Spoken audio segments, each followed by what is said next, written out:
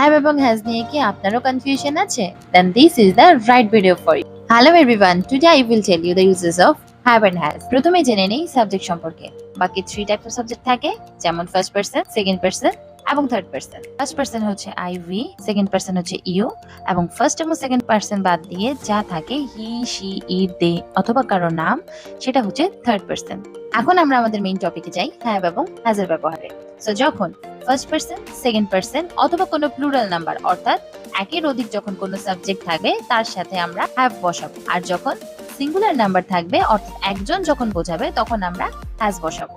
অর্থাৎ I we you এবং কোনো প্লুরাল নাম্বার হলে হ্যাভ বসবে, এবং যে কোনো সিঙ্গুলার নাম্বার হলে তখন হ্যাজ বসবে। এক্সাম্পল, আমার একটি সাদা জামা আছে, সাবজেক্ট আই, তাই বসেছে have, I have a white dress. Second সেন্টেন্সটি আছে তাদের একটি সুন্দর বাগান আছে, তাদের মানে প্লুরাল নাম্বার, তাই আমরা এখানে দিয়েছি have, they have a beautiful garden. এখন এই বাক্যটিতে subject third person singular number থাকায় আমরা লিখবো has, she has gone there. এই বাক্যে সাবজেক্ট সেকেন্ড পারসন হওয়ায় আমরা লিখবো have, you have to go. এবার দেখুন পাখিদের এবং পাখিটি সিঙ্গুলার এবং প্লুরাল। তো পাখিদের ডানা আছে, এখানে প্লুরাল হওয়ায় আমরা এখানে লিখেছি বার্ডস হ্যাভ উইংস। আর এই বাক্যে পাখিটির কালো পালক আছে বলতে নির্দিষ্ট একটি পাখি বোঝানোয় আমরা এখানে লিখবো the bird has black feathers. So I hope now it's clear to you all. Thank you for watching. Happy learning.